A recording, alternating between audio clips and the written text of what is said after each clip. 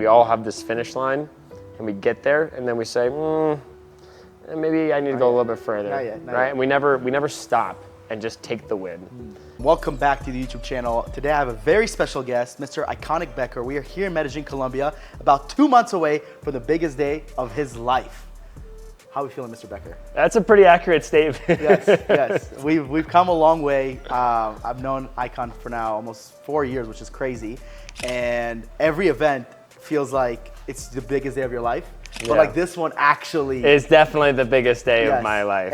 And we're gonna dive into this and the details and everything else. But you know, a lot of my audience knows you and we're in the same circles. But for those who don't, what is the elevator pitch about Iconic Becker? Who's Iconic Becker? Yeah, so what's up, everybody? My name is Icon, and I run the world's greatest events. We do large-scale live events for corporate conversations. We we do events as large as 2,000. We do events as small as 20. We do events for the FBI, Formula One, Gary Vaynerchuk. We've got a client roster list that includes Grant Cardone, Ben Newman, Tim Grover, and so many more. So essentially when it comes to creating not only amazing and live events, but creating events that sell, that go on to create incredible experiences that put people into a buyer's pocket, that's really what our claim to fame is. So we're the people that make kick-ass events, and we sell a lot of things, we'll ride them. And I go so back with Becker that I remember that he hated the word event, that you wanted to tell people, it's an experience, it's not an event, but I think you kind of had to realize, like, just like for me, at the end of the day, it's VAs, right? It's remote team members, but we can have different names. I tried to really pioneer that too. I was like, guys, it's no longer event. It is I sell experiences. I sell transformation. Which is cool, but then when you get to the higher level and you start working with corporate people, they're like, it's an event. Like, they make you realize. What is it? Oh, no, it's an event, I love it. So I went to one of your events in 2021 in Mexico, and to date, it's still one of my favorite events ever. And I've been to a lot of events. We spent like literally, we just spent 50 racks on an event. And you're correct, like you guys really do put on experience. And like, where did the idea of making events different come from? Because it probably came, I'm assuming, came from going to events and feeling like it's all the same shit. And then you're like, I want to do something different. Yeah, so I think actually it's a little bit of the opposite. So I never thought I would be an events company, right? Like the only thing I ever wanted to be was a YouTuber. And growing up, I just really thought like, all I want to be is a YouTuber, all I want to be is a YouTuber. And I remember going to my favorite YouTuber at the time. It was this meetup after like 6 years of being in this dream of being a YouTuber. And I wait for 6 hours in line to meet this guy, and I get to the front of the line. I was like, oh my God, Freddie, what is it like to be you? Like, you're my dream, you're my everything. Like, all I ever wanted to be is like you. You know, what advice do you have for someone like me? And he looks at me and he says something that I'll never forget for the rest of my life with me. He says, if I was you, kid, I wouldn't be a YouTuber. My heart sank in that moment. And I was like, what do you mean you wouldn't be a YouTuber? That's everything I wanted to be. That's what you are. And he says, if I was in your shoes, I would build a business first, and then I'll do the YouTube thing. And I was like, oh, okay, that's what I have to do now. So then I went ahead and was like, let me go ahead and start trying to build a business and something that allows me to have control of my life. And I did the same thing we all do, right? Like I followed Ty Lopez online, bought the social media marketing agency course, and tried building an SMMA. Tried a bunch of different verticals. It didn't end up working out. Somehow we eventually stumbled upon doing a social media marketing agency for super yachts. And where we really specialized there was content, really nailing content for super yachts. And so how do you sell something that costs $7, $10, $20 million? You can't just run ads to it, and you can't just have one hell of a sales deck. You have to have a brand, you have to have trust, and that comes from content, right? So as we started selling these things, we built out quite a production team. When we weren't shooting yachts, a lot of my friends would say like, hey, would you mind shooting our events? And I was like, sure. So that was a business that was really growing. I was so proud of it. I finally had the lifestyle business where I was getting to a point where I was traveling around. I was hanging out on big yachts. I was, getting to have some almost that inching towards that 10K a month income that we all crave so much. And then the pandemic happened, and I lost it all. And I had a lot of video editors and a lot of team members that we had at the time that helped me along the way build the yacht company. And we were just like, hey, you know what? If we can't shoot yachts anymore, what else can we do? And after brainstorming a while, we realized we're like, hey, we shot content of everyone else's live event. And because we're shooting everyone else's event, like if you host an event right now, the only feedback and data you have to work with is the data of your own event, right? Or events you've been to. But I had data of everyone's event. So I was like, I probably know more about running events than these people do. And yeah, we were the guys who were crazy enough to decide to run an event in the middle of a pandemic. And that was actually the first event we ran, was the one that you came to. Yeah. And it was such a home run that we just decided that was our thing. And here we are 137 live events later. Yeah. And what's crazy is that I don't know if I think you told me that, but I don't think I realized that it was your first event because it was ran so well. Yeah. Like, it was such a kick-ass event. I was like, there's no way this is his first event. And I thought that was like part of your pitch to me. But then to Joel, that would have been a terrible pitch because it's like, yeah, this is your first event. You're going to be my guinea pig. Yeah, no, so for context on it, I've never bluffed harder than I did in this one sales pitch. Basically, Joel Kaplan, shout out Joel, wanted to host a live event, but nobody could pull it off for him. I made this funny video online, and I was like, I could pull off this event without question. And I was so confident, I was so baked into the character that I could do this, that somehow he believed me. And we went on he let us run the event, and it was a home run. I mean, we had a helicopter, like, open door, land on the beach, Mexican fazenda, like, it was incredible. It was one of the coolest events ever. And then I think that's when you have that type of success, which is interesting because, like, my first hiring for a VA was Eric Fosnot, who's now hired like 15 people with us, and he's becoming one of my close friends. And it's funny to think about because I'm like, we get so lucky when you hit the first one, but now that's the expectation. Yep. So you set the expectation so high. Yeah. If I remember correctly, the second event was with Ravi. Yeah. So then it's like you have to do even more. Yeah. So we went from literally never running an event to, okay, now 2 different people have given us a budget of like $200,000, more money than I've ever seen in my entire life. And they're like, okay, like, make this thing work. Yeah. And if this doesn't work, like, I will bury you. And I was like, okay, here we go. Let's do it. And so the first event was in this house in Mexico, which was a smash success. But the one with Ravi was really interesting because that was what set us apart. Was when with Ravi wanted to do a 200-person event, and at the time during the pandemic, we couldn't do that because only 13 people were allowed inside, and if you were outside, well, then you'd have to deal with like tents and air conditioning, and it's like there was no place. And I sat there and I was really stumped on what I was going to present to Ravi, and I almost thought about like rejecting the contract because I was so scared of really disappointing him and disappointing that expectation that I'd set with Joel now. And he went ahead, and I was driving by this parking garage in Miami on the way to present to Ravi, and I just was like, I think that could work. And then I kind of left that one in the back of my mind, and then literally the morning of the pitch, you were there, we were in Tulum, I didn't have a venue, and I call up this parking garage, and like in the morning, I was like, yo, listen, what's the chance I could host an event in this parking garage? And they were like, what? And I was like, I want to put 200 people in this parking garage, it's going to be awesome. And they were like, no one's ever asked that question, but sure, here's the price. And I was like, cool, done. So we locked it in, and about 3 months later, we ended up running Scaling with Systems Live in a parking garage in Miami in the peak of the pandemic. Yeah. And because it was outside, we could have 200 people there without any form of like law obstruction. But because it was high off the ground, it had enough airflow to it. It was nice and cool, and we didn't have to worry about like air conditioning. So it was a win-win for everyone. So like in the end, the parking garage is actually the perfect location. Yeah. And we ran this event, and with Ravi, that was at that point we were like, we've documented enough people's offers and pitches, and we've seen kind of like enough people present from stage.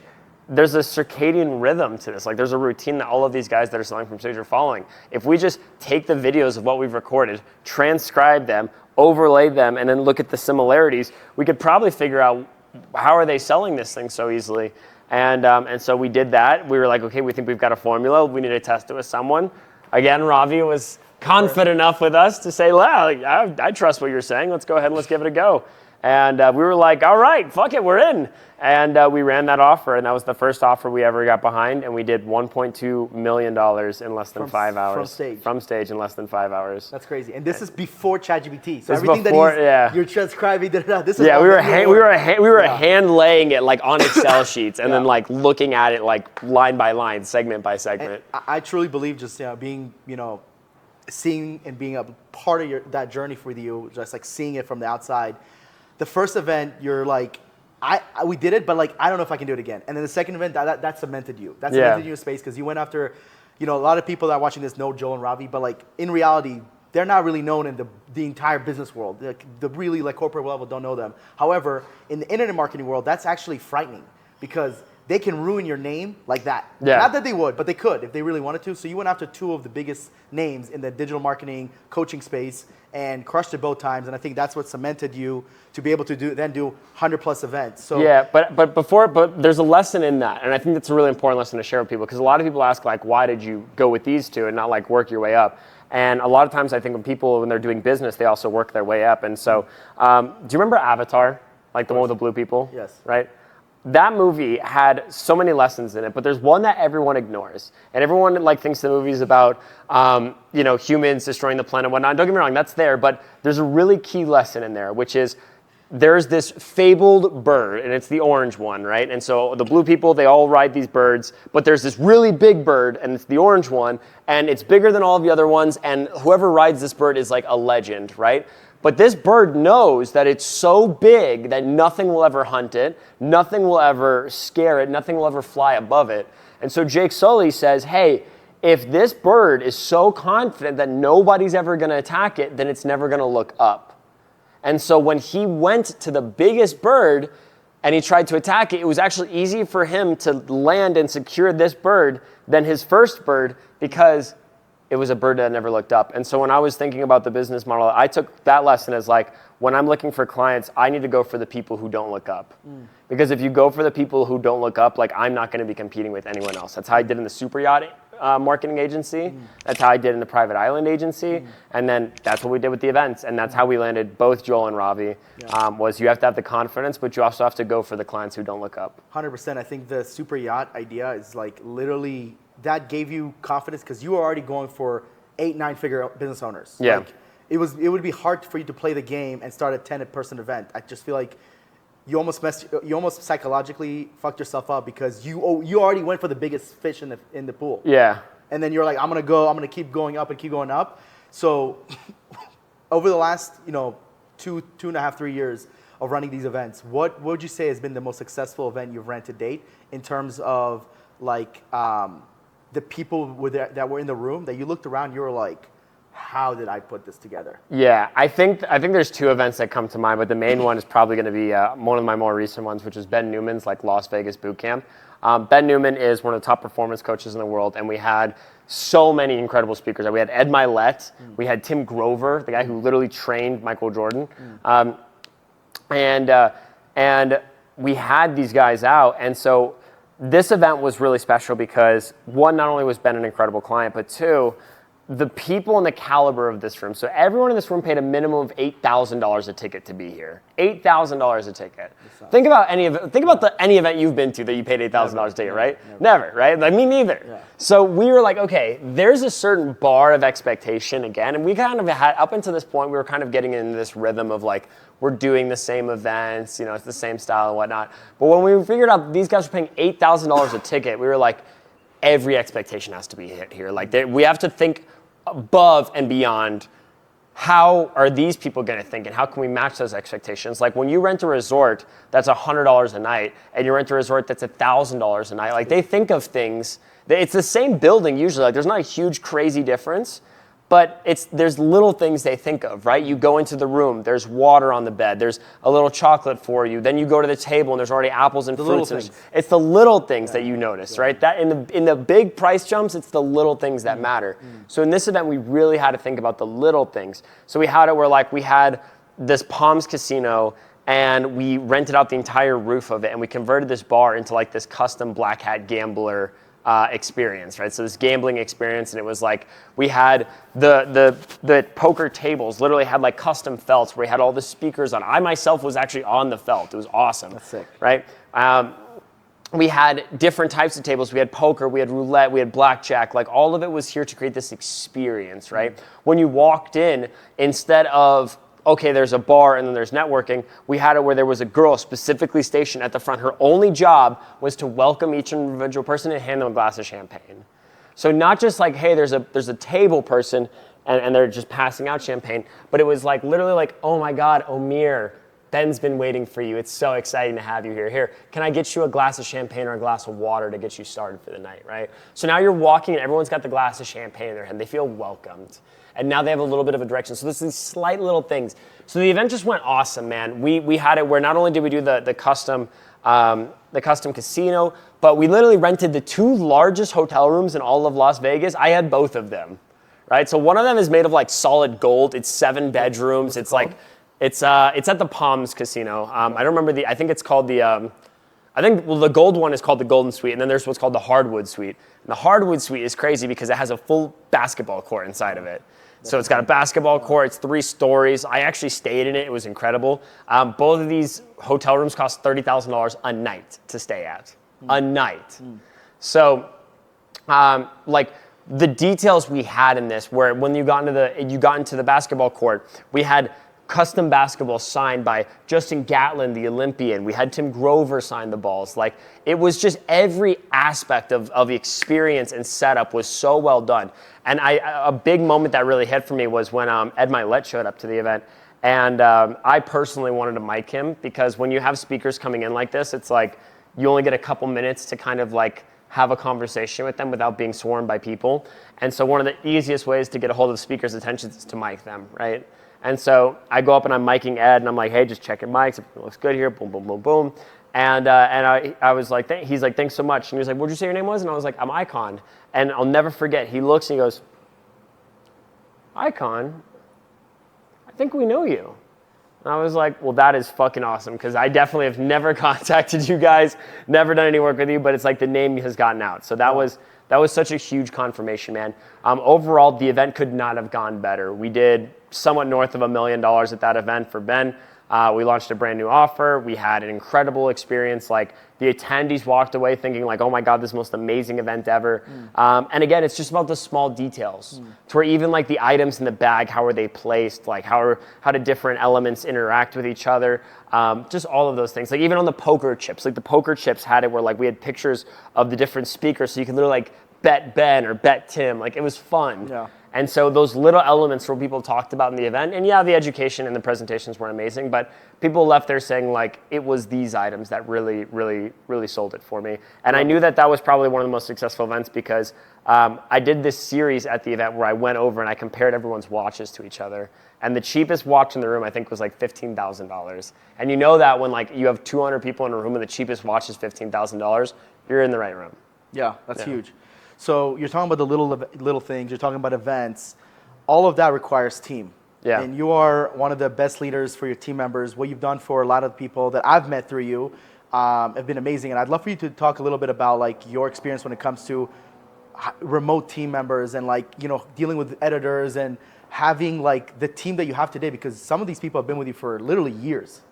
Yeah, and to be honest, I actually think I've been feeling recently I could probably be even better of a leader, but I think we always feel that way, right? Yeah. Like we always want to go above and beyond. I really think the biggest thing is I in no ways would call myself an incredible or the benchmark for what a good leader should be, but I can say that like for what we've created at Culture, at Clever, our number one core value is calm and chaos, right? So calm and chaos, because events are chaotic. And calm and chaos is a huge metric for us because a lot of times when events break down, and no matter what, no matter how much planning we put in, something will happen, something will break. What matters is how we react to it, right? In those situations, whether it's in an event or even in your internal company, when something has a problem, people will usually blame each other or they'll come at each other for it, right?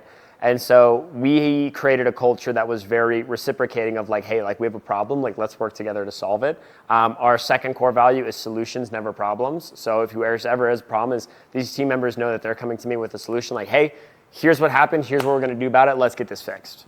And so taking it with that attack first mentality has been huge. But really the last thing I think that was something we cemented a long time ago was I like to believe that like we're a dream first company. And so there's a great book called The Dream Manager, and it's loosely based around the concept of what we talked about here. But what's the point of any company, right? And like most of the time, the number one priority is to return profit for its shareholders. And only later on down the chain is it to support the team. And if you put the team at the front and say, we're a dream first company, right? And then when you do that, profit to shareholders, return on client expectation, all that stuff will just drip after. Yep. So for us, a great story that I like to tell is when we're onboarding all of our team members, we like to ask them what their dreams are. And we like to have these quarterly meetings where we sit down and kind of see how we're getting to them closer, because you're Amir, right? Like, you're a man who's in so many buckets. You're a CEO, you're a finance officer, you're a marketing officer. Hell, you're the lead on every ads right now, right? You have a lot more awareness of financial prosperity and planning and management skills than most people do, especially individual itemized team members in your team as well, right? So if we only use those skills in relation to the business, then we're not supporting the team as a whole, right? Like, our team members in the Philippines, they might not know that much about budgeting. They might not know much about leveraging credit or debt. And so it's like, it's our job as CEOs to actually help them with those things. And so we sit down with all of our team members and we do this process called the dream board, where we say, like, what is your biggest dream? How long do you think it's going to take you to get there? If you could visualize your dream and your dream's at the top of a mountain and we're at the bottom of the mountain, where would the first step be? And a great story of this is our editor, Dale. So our editor, Dale, has been with us for 6 years now. And a lot of people wonder, like, how do you keep someone for 6 years? It's a long time. And the best reason is simply you care about their dream. Now, for Dale, how did we do that? Well, when Dale came on, we asked him what was his dream. And his biggest dream, it wasn't a house or a girlfriend or money or anything. It was, I want a dual screen monitor with a Ryzen 2080 Ti graphics card. Right? Like, his battle station, his computer, like, that's what mattered to him most. And so I was like, okay, Kale, like, how do you think you're going to get that? And he was like, oh, well, I'm going to have to make more money. And most people think the fastest route to their dreams is just working harder and making more money. And both of us know that's not true. No. So instead we said, all right, Dale, here's the revenue objectives for the company this year. If we hit this one, we'll get you that thing, right? When we asked him earlier, how long is it going to take him for it to have this dream? He said it would take him maybe 2-3 years. We were like, hey, we're going to give it to you in 6 months. You can imagine the high he's got now of being like, oh my God, I could do this in 6 months as compared to what I was just thinking 3 years ago? Holy shit, I'm in, right? So we go ahead and we work together, we crush it. And as Dale's starting to keep picking up, we thought it would take us 6 months to get that revenue goal. It ended up taking about a year, which is fine. Because again, we didn't promise him he was going to get it 6 months. We said we promised him we had this revenue goal. And when we fell short of the revenue goal, he was the one that was saying, how do we get back to this? Like, how do we motivate ourselves back? So we keep pushing. And as I start promoting Dale more and more, I start going more public with him. People start seeing our editing work and they're like, I want to find your editors. And I had someone who specifically reached out to Dale and said, hey, I know you work for Icon. That's great. I think you should come work for me instead. I love what you're doing. I'm going to give you 3 times the salary that Icon's paying you. And I'm also going to relocate you to this really nice part of the Philippines. I'm going to give you health insurance. And after 3 years of working together, I'm going to put you in for a U.S. work visa, which was like the golden ticket. Like every remote, everything you could ask for as a remote I say remote Latino, yeah, but it's like as remote Filipino. Yeah. As a remote Filipino, right? Like everything you could ask for, he offered right there. But you know what he didn't offer? The dream. Double screen monitor with a 2080 GTX graphics card. So Dale turned him down, still worked for us. 3 months later, he got his dream. Dual screen monitor, 2080 GTX graphics card. That's insane. What's Dale's dream today? Now he's got a girlfriend in Korea, and he wants to be able to support her and live with her over there without impacting his skills here. So we need to kind of convert his role now. So now it's less of a monetary shift, and it's more of like, how do we position you in a certain strategic role to oversee a team so that you can ride them from Korea instead of here. So overall, I think like holding ourselves to that is really how we've been able to have such a structured team for all this time. One of the coolest things about that is I know Dale. I've gotten to hang out with him. I lived with him actually last year for a few months. An amazing person. Another person that I got to meet through you and because of us is Juan.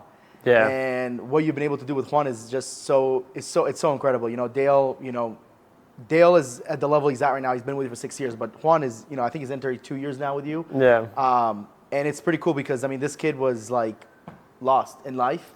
And it was almost like you guys saved him, and sometimes we overlook the amount of people that we help, and I'm always like, let's get to 40 hirings this month and 50 hirings, but at times we don't know everybody's story. I don't know everybody's dreams.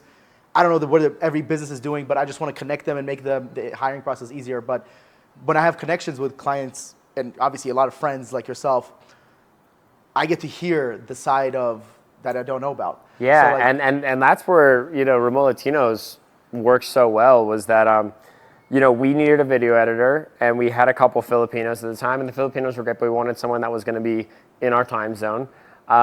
And Juan's story was that he was at a job here in Medellin, and he was getting paid $3 an hour. And as we all know, like that is below acceptable. And he was unappreciated, he was underpaid, and he basically stored up enough money to last him about 2 months. And he said, I'm going to take these 2 months and I'm going to just try to give it my best. And you know what? I'm going to quit this job. I'm going to throw myself at like trying to find a good one, someone who appreciates me. And if I don't find it, I'll come back here, right? He tried for the next 2 months to find someone that would hire him and pay him more. Nobody did.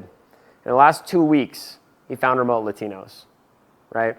And within 10 days, you introduced him to us. And within 10 days of that, 24 hours of that introduction, he was hired at Clever for more than basically triple that rate. He went from being underappreciated, not being able to provide for his family, being in a really bad part of town, to he was able to move his mom. Since then, he's moved his mom out of that part of town. He's the sole breadwinner for the family. They have a nice apartment in Bayo. It's 3 bedrooms. He's able to furnish it, take care of the whole 9 yards. He's able to take care of his mom. So it's just him working now. He's been with us. He actually now oversees a new editor that you just provided us. And he's incredible, man. Yeah. He's one of the most amazing team members we have. he's just, I always say it's one thing when you hire someone really skilled. It's another thing when they're skilled and they're a good person. Yeah. Like that combination makes your life as a CEO and manager so much better. So I love that, dude. And obviously we love working with you because I know if I find you the right person and they're good at their job, they're going to love working with you. And Yeah. I'd like, for me, that like alleviates so much stress because I don't know every company I talk to to the depth that I should until we actually begin working with them and seeing how they are. Because an hour phone call doesn't really, I can't know everything about your business and your culture. But with you, because I know you, obviously, it's like, man, if I find someone talented, they're going to be with you forever. Yeah, it's interesting you say that too, because we just got another editor from you guys, and they unfortunately had it where this week they're so they literally started last week, and at the beginning of this week they found out that their dad was in the hospital and needed a surgery, and basically he texted me on Monday like freaking out, and he's like, I don't know what I'm gonna do. I just got this job. It's a dream job for me. I don't want to get fired, but I have to be here for my dad. I'm the sole breadwinner of the family. And again, we're a dream first company. So I was like, hey man, just take the week off. Like we got your back. Like, it's all good. Yeah. And he was so stunned. He was just so confused. He was like, what do you mean? I was like, just be with your family. And he was so taken back by this, man. And we ended up finding out this morning that his dad is okay. He's going to make a full recovery. But the dynamic shift from where he was to where he is now, thanks to you, is huge, man. And now, now he almost feels like he owes you. Not that he does, because he really doesn't owe you anything. You don't owe him anything. But now, I believe that you doing that should make him like an all-star for you guys and like go above and beyond and maybe at times work weekends. You guys are now in crunch time, and we're going to dive into that in a second here. So that's super cool. So the last thing I want to know about the team structure is like, when you're hiring a person, what do you look for? For me, my biggest result is calm under chaos. Like that's the big, because if you can't handle stress, like everything else is going to fall apart from that. And you can't handle yourself under pressure. Stress is one thing, but pressure is a different thing, because pressure comes from a short-term deadline, right? And you need to be able to be logical and rational. Like we can teach you almost anything in this day and era, right? But it's how you command the tools in the crunch time that's necessary. And if you can't command those tools, it's like that's the most important thing for me. So I'm looking like I would say calm under chaos is number one, and then communication skills is number two. Yeah, that's huge. So because I think with you, especially with what you guys do, I mean, everything changed. You guys are an industry that's ever changing, and the clients you guys deal with, Yeah, one detail missed on one of our events is tens of thousands of dollars in losses. Attention to detail is just like, it's everything. So, all right, now fast forward 2024. Yes. Has been a crazy year because about a year ago, we're at my penthouse right now, and about a year ago, Iconic and I lived here together, and we celebrated his birthday outside of here. It was probably I'm assuming your best birthday. It was by far the best birthday party. You threw it for me, so Yes, it was awesome. incredible. It was awesome. And it's crazy because my birthday is next week, and I totally forgot. Yeah, like it's been crazy, and every year in our life is just it's different. I feel like my year and your year last year was a lot more zen. Like we had some pressure, but I feel like we had a lot more fun than we had this year. So much more fun. Yeah, an incredible amount more fun. I still had a lot of fun this year. Don't get me wrong, but we're diving into 2024. What the hell is Creator Fest? Yeah, so if you are an event company, there is a glass ceiling to how far you can grow. Think about it like this. I will only, if my income comes from selling events, then I can only make more income by selling more events. Unfortunately, there's a limited amount of days in the year, even if I'm doing a virtual event, right? So I have to now either A, hire more teams to run more events, or B, I have to take on bigger events. But eventually you get to a price point where it's like, there's not much more you can charge. And our events are not cheap. So we start at probably $75,000 per event. And I think our most expensive client is $250,000 per event, right? And it's crazy, it's like 3 years ago saying those numbers. I mean, even that Joel event, I think we did it for like $10,000 in total. Yeah. And we lost money because of how much it cost us to put that on. So it's like, we're approaching that ceiling of like, okay, we can't charge really that much more, and we can't run more events because it's not in alignment with my lifestyle, right? Like I wanted to make YouTube videos. I didn't want to be the event guy. And so when we're thinking about what's next for us, there's a couple routes that you can go as an event company to get past this ceiling. So one is grow the teams and do more events. Don't want to do that. Second is start owning the AV equipment. So if you own the AV equipment, you buy it once and you can rent it. What the AV equipment AV equipment is like the TVs, the speakers, the stages, like all of that stuff. You can rent that out and you can make a lot of money doing that. I mean, millions of dollars. Yeah, but you're not an event company at that point. You're not an event company at that point. You're a rental company. Those are the guys who lost the biggest from pandemic. So then there's only a third option if you want to grow as an event company. And that is you start owning your own events. Now, there's a company that did this very successfully. They're called iStack Conferences, and they're the case study for why I'm doing what I'm about to tell you here. iStack Conferences was an event coordination agency, so they just coordinated events. And eventually in about 2019, they were so fed up. They were like, fuck our clients. Like they keep screwing up. They keep doing the wrong things. If they would just pull these levers the right way, they would make a lot more money at their event. So what do? They decide we're gonna run our own event. But in 6 months' time, that pandemic happened. And so they were like, well, let's go ahead and let's run our own event. We'll make it a virtual event. We've already got all the equipment. We already know how to run the thing. We don't need our clients to do that anymore. We'll just run ourselves and bring our clients in as like speakers. And so, which by the way makes a lot more sense. Like when you say that, it makes a lot. It's like being your own with the agency world. That's how I'm thinking. It's like running as yourself or white labeling. So you've basically been a white label this whole time. Yeah, in a sense. I think the best is like you were talking about Eric. Like Eric was like, okay, like I could be an agency for painters, or I could just build my own paint company, right? That's kind of how I felt it was. Yeah. So basically, they run it 6 months later, and they run an event called AdWorld. And you've probably seen this. AdWorld was a virtual event. It didn't have an offer at the end of it, so it wasn't skewed. Brought all these different companies together, and it was so well run that it grew year over year over year. It grew and grew and grew. And AdWorld is now the largest e-commerce event in the entire world. It is the largest social marketing event in the entire world. It's 80,000 attendees. It's like the CES of the game. Once a year? Once a year. It's a virtual event. Virtual too. It's a virtual event. Never done in person? No, but so now that they had such success with the virtual, they were like, all right, clients, we're done with you guys. We're going to run our own stuff now.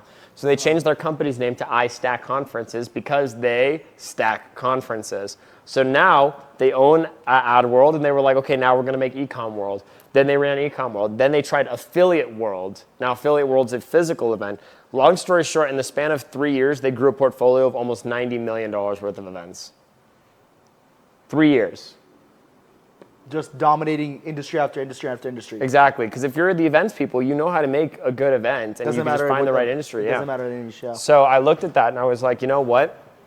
That's really interesting. And I thought, okay, well, what's my event? What am I going to take over? And eventually, it came down to the idea of like, I looked at what I always wanted to do, which is I always wanted to be a YouTuber. I always wanted to be a creator. Like all of this was kind of just a distraction. And I think a lot of times entrepreneurs, we set this number in our head, we set this goal, and it's like, when I get to this, then I will have this. And then you get there and you're like, well, hold on, I'm not ready. Maybe I need to wait a little bit, right? Everyone is like so excited about 10K a month. Like that's the big number, right? 10K a month. But then what happened to you when you hit 10K a month? You did something else, right? Yeah, immediately I was like, this is not. You were like, okay, well, this is not that much money. I should probably hire a team. And then you push it out, right? And so what happens is we keep moving this finish line. There's this finish line that we all set for ourselves, and we keep moving it farther and farther and farther away. And then eventually we just never get it and we die. And that's the game. Yeah, and I want you to speak on this a little bit because I think you learned this from Jeff Miller. And I remember you telling me the story, and I thought that was fascinating because Jeff is the granddaddy of agencies. He's the granddaddy. I was already talking to him this morning. And he, to me, is the GOAT. And, I have friends today, like my close friends that are running agencies, they look up to him now. I'm like, dude, that's so cool because I like know him. I consider him a friend to some degree, You learn that from him where he hit a certain mark. He was going to buy Porsche. Jeff. So Jeff, I asked Jeff, I was working for Jeff a couple years back when I was starting up the yacht company. And I was like, Jeff, what makes you successful? Like, at what number are you going to feel successful? And he was like, it's not a number. He was like, I'll feel successful when I have a Ferrari. And that's it. And I was like, okay, cool. How much do you need to make a Ferrari? And he was like, $100,000 a month and I'll buy a Ferrari. And I was like, Jeff, I'm going to help you make $100,000 a month, the last thing I do. So we set out this plan. We started working to get to 100K. And we keep, it took a couple months. We started visiting the Ferrari dealership. We're visiting this guy, Richard. We knew what the Ferrari dealer was and everything. And then I think like 8 or 9 months later, we're hanging out one day, ding! Stripe notification comes in. Right on the last day of the month, we crossed 100K on the threshold. And I'm so excited. I run over to Jeff and I'm like, Jeff, this is it. Let's go, buddy. This is the time. It's time for us to go get the Ferrari. This is your moment, dude. And he looks at me and he says something I'll never forget. He says, neat. And I'm like, neat? The fuck do you mean neat, Jeff? This is everything we worked for. This isn't neat. This is incredible. Let's go. And he says, the next thing he says is, well, maybe it would make more sense to get the Ferrari when I'm at 120K a month. And I was heartbroken by that because that's when I realized that we all have this finish line and we get there and then we say, maybe I need to go a little bit further. Not yet. And we never stop and just take the win. And I think celebrating wins is something that I've struggled with too. And so I found myself towards the end of last year, we did this incredible event in Vegas with Ben. It was awesome. But I sat there and I was like, I just made another person $1 million from stage. And I was like, I could do that for myself too. What's different? Why can't I do that? And I said, let me look at what iStack conferences did and let me try integrating that into our ecosystem. And I was like, what niche can I take? And I realized the creator economy right now is on track to do $500 billion by 2027. $500 billion, that's the valuation by Goldman Sachs. That's of what it's worth. When you say creators, these are like influencers? That's what the creator economy as a whole. So that's like thinking about like YouTube, Twitch, streams, the whole Snapchat, the whole 9 yards, right? So $500 billion. It's insane. It's one of the fastest growing markets on the planet, and yet there's only 2 events that exist for these events, and that's VidSummit and VidCon. And all credit to them. There's nothing wrong with them. I went to both, and they both had their perks. But I was like, I think that there's a lot of area for support here. Like, coincidentally, both of these are on the West Coast. Where's the love in the East Coast, right? There's nothing here in the East Coast. And so after bouncing it back and forth, I said, you know what? I'm going to do it myself. And Creator Fest was born. And so Creator Fest is This was around last year. This was like December last year, right? So Creator Fest is a creator first audience. It's the event where essentially creators become entrepreneurs and entrepreneurs become creators. The idea here is that I have friends that have 5 million followers online and they have less than $500 in their bank account. I have friends that have 5,000 subscribers online and they have millions in the bank account, right? So you have these creators that are getting this fast money from these brand deals that they don't know how to run a business, they don't know how to do production, they don't know how to have a team management, they don't know how to do any of these things. Meanwhile, you have entrepreneurs that manage all of these things. They understand all of them, but they're struggling to build their brand, right? Like every entrepreneur we know is making the same content on Instagram. Here's the 5 things you need to know about starting an SMMA. It's like, you know, and so we're all making the same content. So entrepreneurs are struggling to become creators and creators are struggling to become entrepreneurs. This event is hopefully here to be the fusion that fixes both of that. I think it's enlightening because you actually know and have friends that are both in that market. So you're able to see, holy shit, you have so many followers, but you don't know how to make money. And then this person is like, holy shit, you have so much capital, but you don't know how to make content. Exactly. And I think it's like the medium. You're literally the middleman for both of them to be able to come together and figure out how to run a business with an audience. Yeah, and so that's really the idea here is that like I can run this as part of my portfolio. This would be like the first event under my portfolio. And make this into an event that is something that is the, you know, hopefully a leader in the industry. And what's crazy is when we started Creator Fest, I thought it would be difficult to get sponsors for the event and it would be easy to get speakers and attendees, but it actually was the opposite. Sponsors jumped into it because there isn't really the creator economy tries to avoid talking about business as much as possible. No numbers. No numbers, nothing. The only number they focus on is your follower count. Clout. And the issue is that the value of the follower is going down dramatically, right? Like we're not in an era, the death of the follower, Omir, is coming here very soon. I feel like it's here. Because like the amount of followers is like so irrelevant compared to the engagement they actually get from the audience. Well, let me break it down for you again, right? Think about it like this. Do you know the history of the follower? No. So the follower came out like back in like, I think it was early 2010s, somewhere around there, where YouTube wanted to make it easier for you to see the same people, right? Before then, there was no like following or subscribing or anything. It was just you went on YouTube and you knew like a video and you would find it, right? So eventually YouTube introduces this feature. Facebook and the other platforms start kind of copying it, if you will.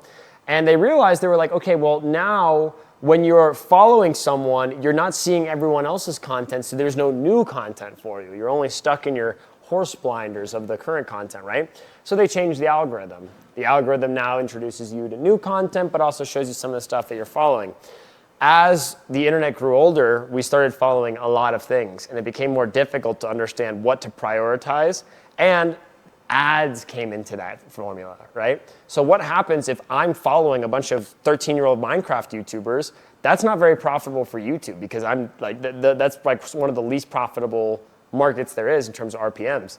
So YouTube's like, okay, we gotta introduce some higher monetization platforms of this. So now you can be subscribed to dozens of people, but you don't see them, right? Mm-hmm. Think about that. Like, how many people are you following on YouTube? A lot. A lot, right? But how many of their content do you actually see? It's actually interesting because I watch YouTube probably more than most people, especially podcasters. And the way it works, I've noticed when I first go to YouTube, the first like 3-4 are people I follow. Yeah. I scroll down, I don't follow any of these people. Yeah. Right, but you also never go to the subscribe tab, right? Never. Actually, I'll go to subscriptions to see what my people, because I follow so many people. Okay. But on homepage, most people, I'm not most people, but most people, they're on homepage, they probably see 3 or 4 people they follow. Yeah. Hundreds of videos they don't. So now the algorithm has messed up kind of what following means, right? In terms of YouTube itself. But now let's go one step deeper, because we're not all the way through this. Then, think about TikTok, right? What is the name of the way TikTok's algorithm works? For you. It's for you, right? On Instagram, you open Instagram, and the first thing they teach you to do is you need to follow people you want to see, right? Yeah. But on TikTok, they say, hey, we're just gonna pick everything for you. Yeah. So they've completely removed the option for you to choose your subscription, right? And so yes, you can still subscribe people on TikTok, you can still follow people on TikTok, but the power is not there anymore. And the social dynamic of TikTok has been completely corroded now too. Because think about this, when people talk about TikTokers, they don't say, oh, are you following Daniel XXX? You're saying, oh, do you follow that guy on TikTok, you know, like the sports guy, and then he does like the whole like rants and everything? Yeah. That's how people talk. Yeah. You know what I'm saying? Yeah, of course. And then they send you the video. I don't need to all the videos that get sent on TikTok, nobody follows those pages. Yeah, so now they have followers. I'm not saying they don't, but I'm saying that like the way we as a society even discuss and address them, we don't talk about them from a position of like, oh, I'm subscribed to Omir Block on TikTok. It's just a video. Oh, are you subscribed to the remote VA guy on TikTok? Oh, cool, right? So it's like the follower value has gone down significantly here. over the last couple years, and it's only getting worse. And so now the next era of the internet, and this is the wave we've seen completely shift here, is depth over width and focusing on your community and owning your community. We have platforms like Beehive, platforms like Circle, School, right? All about owning your community, right? So we're shifting the internet now away from following and leaning deeper into community. And so yeah, that's the death of the follower, man. So death of the follower. So follower's dying. It's dying. It's dying, right? And also with that comes AI that we have to like somehow. Yeah, now we're gonna have like, dude, we as a collective society are not ready for like the next part of the There's internet. gonna be creators that are AI, which already is out. And we don't even know that they're gonna be AI. That's the issue. So like now we're in this weird position where everything we've learned so far, followers is not valuable. Then as a society, we've been trained to like look at our eyes and attach ourselves to a creator, but that's not valuable anymore because AI could be doing that, right? Yeah. So like everything we know is about to collapse and become something new. Yeah. And it's happening at a way more drastic rate than any other changes have in previous history. So we need to prepare ourselves for that next change because the people that are ahead of this wave are gonna own the internet, right? Like Mr. Beast is not going to stop being Mr. Beast. He's going to grow and keep growing, and he's at such a light year ahead of everyone. I think he's the number one subscribed channel. He's the number one subscribed channel in the world now, right? So it's like he's at such a gap in front of everyone that he could take a breather for the next 5 years and he would still be on top, right? So we need to understand that gap in modern society, like you have the 1%, then you have the 99%, and that's like the wealth gap everyone likes to talk about. That there's a decent gap there, but it's manageable. Like you can get to the 1% by making $400K a year, which is not the most insane amount of money, right? But the gap in the creator economy is so wide, and it's only about to get much wider, that's why we need to get people help now. We need to get people in front of this. We need to make sure that people have the right resources, the abilities, and the metrics so they can tail behind these people like Mr. Beast, Eric, Logan Paul, et cetera. And so that's what we want to do at Creator Fest, is we want to combine these incredible companies, the business leaders, people who have effectively made $1 million from their brand or managed $1 million brand, and get them into a room with these creators and entrepreneurs and help everybody learn and raise our ships together, you know? Yeah, that's one of the things I'm most excited about the event, which I'll be going. If you're not going, you're missing out. Mid-August. Give us the dates. August 16th? August 15th to the 18th in Orlando, Florida. We'll be there. Come meet Omer. Yes. Take a video with him. One of the things that I'm most excited about is meeting creators that I can provide value to when it comes to hiring and business and sales, whatever, but also learning from them about content, because I've been doing content now for like 2 years. This is the first year I really have seen I just told you we hit 1,000 subscribers, and I'm seeing like growth from it, and we get clients from it. But like I want to take it to the next level because I realize that I don't care about Omer Blog being famous. I'm going there with the intention is how do I make remote Latinos a worldwide brand, right? And Omer Blog, I'm always going to be fine. I know how to sell. So if everything goes to shit today, I'll find a sales job, and I'll be making 6 figures, right? I don't mind that, but I don't want that. I want to figure out how do I take the name Remote Latinos, which we also own, we're eventually going to launch Remote Africans, we have Remote Asians, Remote all this stuff, and make that a worldwide brand. So I'm really curious to see, I'm sure there's going to be people that have so that's the key word that you just said right there is like build a brand. Yeah. Right. I think everyone wants to build a following, but we need to change our perspective now to build a brand. Right. And so it's like if people follow people, they don't follow businesses. So people follow brands, right?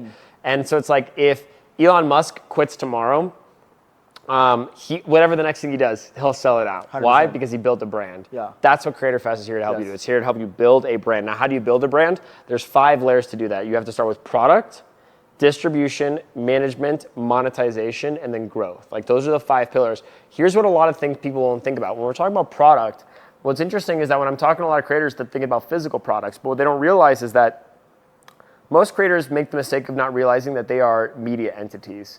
And if they're media entities, then guess what? The product is the videos.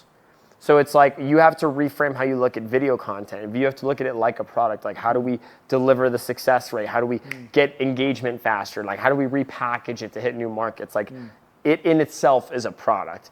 Then when we're talking about distribution, we actually have Brooke Berry from Snapchat is going to be out there because a lot of entrepreneurs also sleep on Snapchat.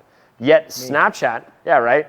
Like I remember when I told you about Snapchat a year ago, you were like, "Nah, dude, that's like, it's like." No. I'll take it back. I didn't know that you use it, and I didn't know people use it to make money. I use it to like send silly pictures to my friends. Yeah. But people are making Little poop jokes and stuff. yeah, people are making like Mike Malak is making millions of Millions. dollars. So Snapchat is the highest RPM, which is revenue per million. I think it's milli, but it's like it's meant to be 1,000. It has the highest RPMs out of any platform, right? Crazy. So you get paid more for your content on Snapchat than anything else, but yeah, everyone ignores it. Everyone. So we're gonna have the director of Snapchat out there, right? Yeah. We're gonna have Logan Paul's attorney is gonna be out there. Yeah. We've got all kinds of different powerhouse speakers and whatnot. We've Eddie Malouf, you know the Malouf-nator. Yes. So that's the idea, is like going through distribution and management. It's like, okay, now how do you manage your team? How do you manage your ecosystem? All of that. And it's just moving along this chain to build your brand, right? Because when people think content, they always think YouTube, and that's not what it should be. Some people are only Instagram and TikTok content. Some people are solely YouTubers, right? Like, we have to find the middle ground for where this works too. Yeah. So we've really tried to make this event, I'm very proud to say this event is non-platformist. That's like my way of saying like we're not racist to different content and platforms. It's TikTok, everybody, you got everybody. Because a lot of events are like either TikTok or Snapchat. It's like this event, however, it's for everyone, right? So we have Snapchat, TikTok. We have literally the head of YouTube Shorts is going to be at this event. Snapchat is going to be at this event. We're working on getting Meta at this event. We have a major podcasting group. We have actually the third largest entrepreneur podcast in the world is going to be out here. Which is? Scott DeClary's Success Stories. They just had Dean Graziosi on last week. That's sick. Yeah, we just closed him yesterday. Nice. So that's a brand new announcement. There you go. You heard it here first. I love it. So obviously the vision's clear. You know exactly what you're building with this event. So this is like a 3-year play. Like this is something that's we have to prove the idea this year, and then scale it the next 2 years. 100%. And obviously the first one is the most important because you want to, hit a home run. What are some of the challenges that you're experiencing building this? Because, I follow your shorts regularly and I see, some days are high, some days are low. Like some things, let me rephrase that question. What are some things that are more difficult about building this than previous events? Oof, man. Great question. I wish I knew some of these things ahead of time. So, most events that we ran up until this point were entrepreneur events, right? So they were events that were focused on entrepreneurs, helping them make money, which meant that like we never had an issue selling tickets at like $500, $1,000, $2,000, $3,000. When you're dealing with creators, though, and we marketed this first towards creators, which was our mistake. We need to change that now. Creators, they are, one, they don't have a lot of expendable capital. Two, they're not used to paying and investing in themselves. So the creator economy has kind of skewed how these people work, and that like we put them on a pedestal. So whenever they're invited to be part of something or they're asked to be part of something, their assumption is always, hey, like I'm getting flown out for free, like they're gonna take care of me the whole 9 yards, and I'm gonna post a story and call it a day. Hilarious. And that is how we used to work in the creator economy, right? Like that's how it used to work. 10 years ago. No, like 3 years ago in the pandemic. Like that was huge. That's how companies work. But now we're post-pandemic. Brands aren't spending nearly even a tenth of what they spent anymore.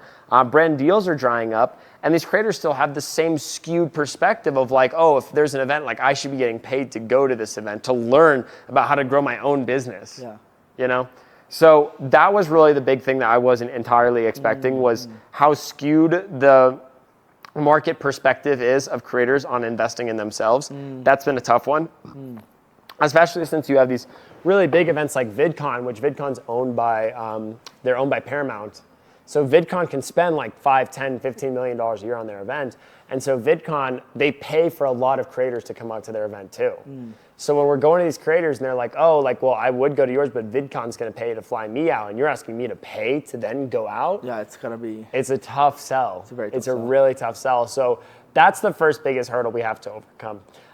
The second biggest hurdle is how skewed the speakers are as well. Now, we've got an awesome lineup of speakers, and I'm not specifically talking about the speakers that I have at this event currently, but there was a lot of people who I wanted to be speakers at this event, and I thought would be a great fit, it'd be a huge home run for them, but their mindset was along the lines of like, hey, like I would love to come to this event, but you're gonna have to pay me upwards of like $30,000, $40,000, $50,000, dollars to come and speak at this event.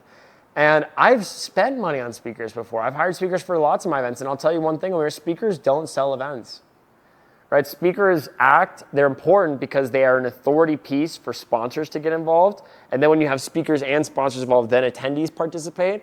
But speakers themselves don't sell events. And so if we were going to direct $30,000, $50,000 worth of money towards a speaker, and they don't, and they make a post, maybe we get a couple leads out of it. It's like, we're paying thousands of dollars per lead, not even per ticket sale. So that was really the second thing, was there was a lot more people who I wanted to have featured at this event that didn't see the long-term vision of being involved in a creator conference and putting themselves on these stages. And instead, they only wanted to ask. Now, luckily, the speakers that I do have at this event are still incredible. Each one of them has either A, grown 1 million followers in less than a year, B, made $1 million from their brand in under a year, or C, they manage $1 million brand, right?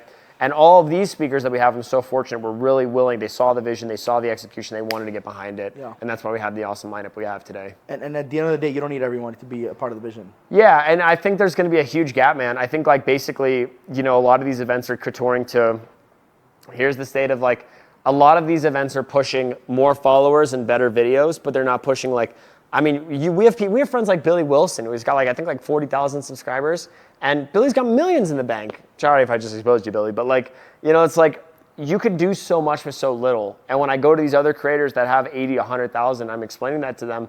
It's like rocket science. It's like foreign language to them. They just don't understand it. And so that's why this event has to exist, because if you are a creator that's able to harness these tools, you're going to have a huge step in the market. But if you're also an entrepreneur that can master content, it's millions of dollars in your pocket. It's both. It's a win-win. It's a win-win for everyone. Yeah. I find it fascinating because I come from the world of investing in myself. The first business I did was multi-level marketing, and I paid to go to events, and I paid to go see Gary Vee in 2012 before anybody knew who he was and all that stuff.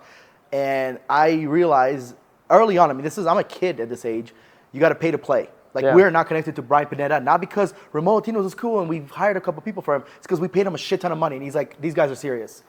But I think that creators don't come from the entrepreneurial world. They come from the creator world, and they want to be creative and create videos and edits and all that stuff.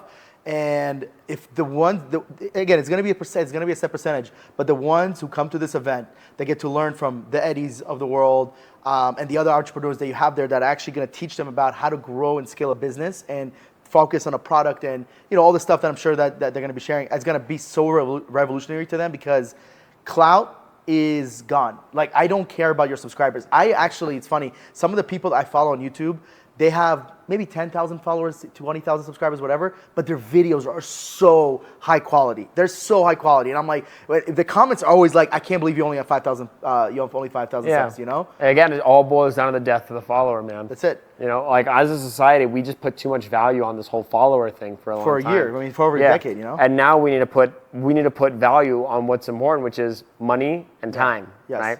And so this event, we're going to solve two problems. We're going to help people stop being broke, and we're going to help people avoid burnout.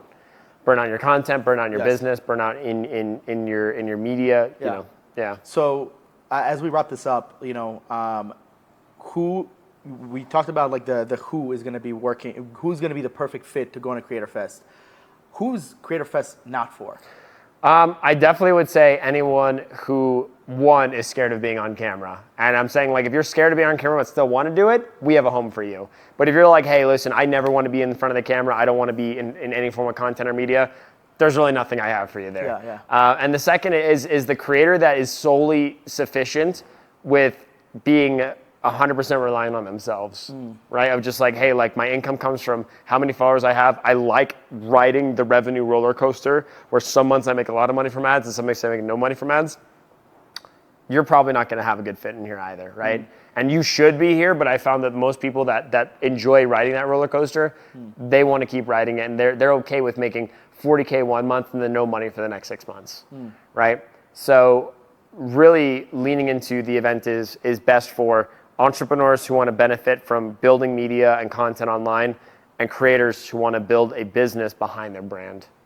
I love it. So I'm really excited because this is, like I mentioned in the beginning, this is part one of pre-Creator Fest. Pre-Creator Fest. This is the second part will be filmed at Creator Fest. At Creator Fest. And it will be full room, and we're gonna have 1,000 people at the event, and everyone's gonna fucking love it, and it's gonna be sick. And then we're gonna film this video, and we're gonna be like, damn, remember when we had 60 days ago, we had some doubts and we were scared? It's all about seeing in your mind. So here's the thing real quick. I'm gonna steal this podcast because I'm fucking fired up about this, right?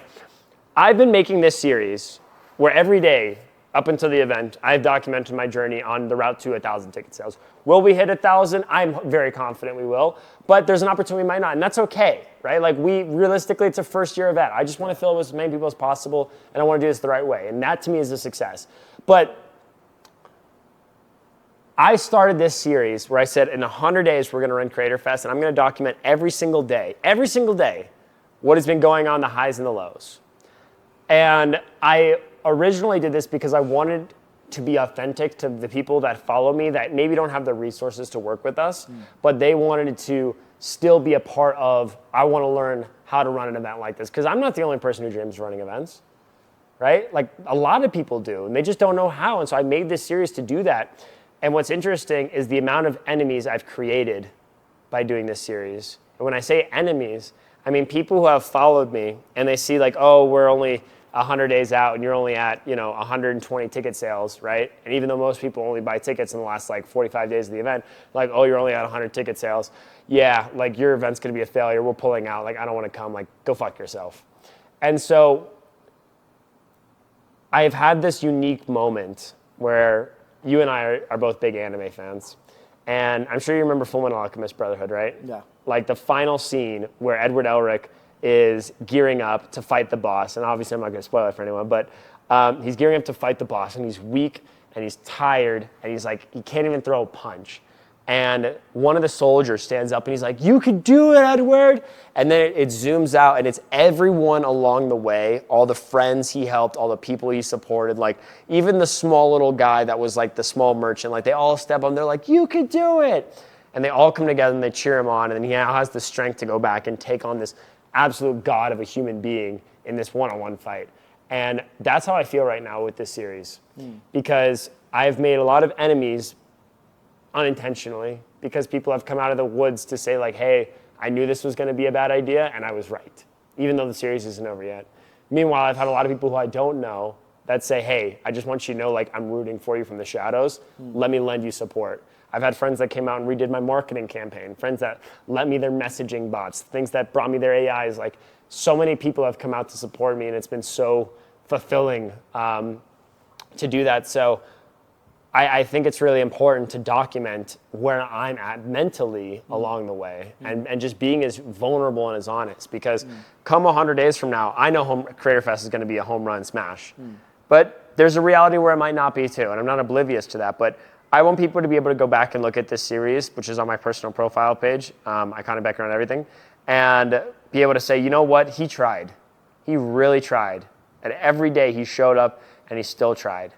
And that's what I think I want to be known for Creator Fest as well. Because if I can't lead these creators to try and to give it their all, and I can't show these entrepreneurs that posting content every day is mutually beneficial, then I don't deserve to run this event.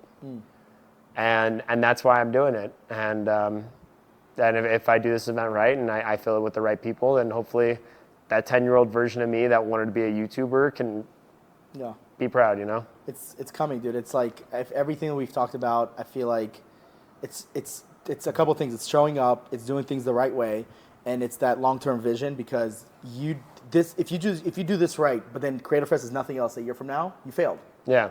So obviously everything right now is the focus is for August, but like the vision is for 25, 26, 27, 28. Yeah, and that's what I'm excited about. So what makes Creator Fest different is like that keyword, Creator Fest, the festival, right?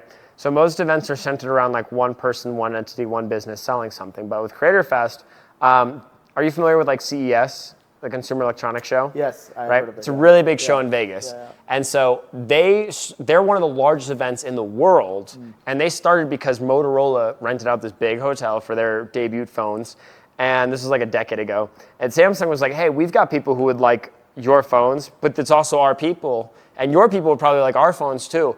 It would be mutually beneficial for both of us if we brought our people to your event since you already have the hotel, and maybe we just have some floor space where we can show our stuff too.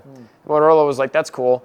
And so it started with those two, and then more companies got together and realized like when we combine all of our audiences into one mega event, we all win. And so like for Snapchat, how we were able to get Snapchat involved was we weren't like, hey, come and speak at our event. So we were like, hey, like we've bought out this entire hotel in Orlando. So everyone at the hotel is going to be just Creator Fest attendees. But it's also like this room is the Snapchat room. Whatever they want to do inside of it is theirs. So for Snapchat, they don't want to deal with organizing an event. They don't want to deal with organizing ticket sales or paying for room blocks or anything. But now they can have their own event at no cost to them. And all they have to do is just bring a certain amount of attendees to the event. And provide value. And yeah, so it's like that's the long-term goal is like, let's make this the CES of the creator economy. I love it. I love it. That is phenomenal. I'm so excited. There's only 2 events I look forward to every year, and it's the event that we're a part of and your events. Yeah. So I'm excited, man, and it's going to be huge. And again, this is the pre-Creator Fest podcast. The next one will be at the official podcast studio at Creator Fest, of which we actually have 3 available. So if you're a podcaster and you want to film content, we're going to have a podcast studio available for you to use. 100%. And here's the last amazing part is that even though this is Iconic's first official event of his, he's done this 100 times. So it's not like, oh my God, I'm a guinea pig. Like, no, this is not a guinea pig at all. Like, he's already put, I really believe the hardest part is the ticket sales. And I think that's where once you get over that hump, everything else that you're going to put together is going to be extraordinary. And people are going to talk about this event forever. So guys, thank you so much for watching the video. I hope you learned something. Follow Iconic Becker on every social media. Like, comment, subscribe, share this with someone. And August 15th, 2024, Orlando, Florida. We will see you guys there. Yeah, check out creatorfest.events. Very key. Creatorfest.events. All right, it's the one with the red, yellow, and teal. All right, and check this out. If you are watching this podcast, we are also going to go ahead and give a $100 discount to anyone who wants to grab a ticket coming from this. The coupon code is OMER, O-M-E-R. Let's go. For $100 off any ticket. I was a little surprised. Link in the bio. Link in the bio. Check that one. Don't go to the other one. That one's a phony. Let's go. So, Creatorfest.events. See you guys soon. Thanks for having me, Big Dog.